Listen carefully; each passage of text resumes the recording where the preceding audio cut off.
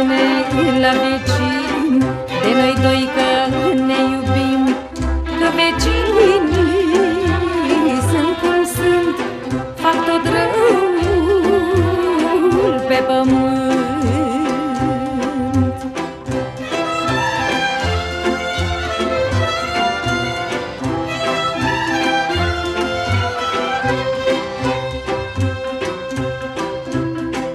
Nu mai spune nici rude, pe ale bune nu le aude, pe ale rele câte sunt, mi le scoate din pământ. De-i ca jărul acoperit, dragostea trăiește-mi